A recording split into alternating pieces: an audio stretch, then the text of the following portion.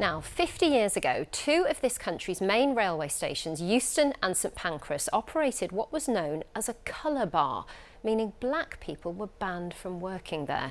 A Kent man, Asquith Xavier, risked his job and the anger of his fellow workers when he went public and demanded the rules be changed.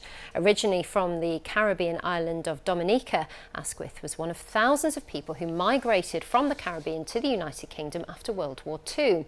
After a long campaign by Asquith, on this day in 1966, British Rail was forced to scrap the colour bar at Euston Station.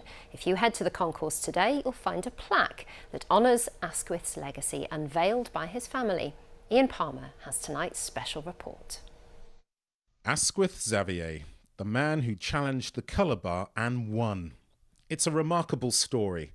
His granddaughter only found out herself when she read a magazine article in 2006. I was brought to tears and really moved with emotion of his story, of how hard he had worked to make sure that there was equality among black people in the workplace, in housing and financial services being made available. And that's why they were able to buy, my grandparents were both able to buy a property here in Chatham. In 1966, Asquith Xavier applied for promotion as a guard at Euston. He was told black people weren't allowed to fill public roles in the station. But after that he got, death threats, and people thought that he was seen as a bit of a troublemaker because obviously he wanted to make a stand. So yeah, he won his fight, but he had to endure quite a lot of abuse as well. Undeterred, the father of 7 fought back. He not only won, but his case helped shape the Race Relations Act in 1968. It was an important breakthrough in both legislation and society accepting that racial discrimination on the grounds of colour, but across a wider spectrum, was unacceptable. And it was a part of a movement towards the 76 Act, which made it more comprehensive. The house behind me is where Asquith Xavier made his home in Chatham. He was forced to move the family out of London following a series of death threats. A few years later, he died from a stroke at the age of 59.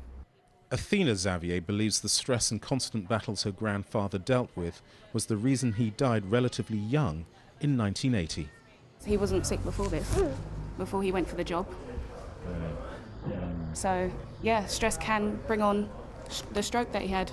4 years ago, a plaque in honour of Asquith Xavier was unveiled at Euston Station. His family was there to see it.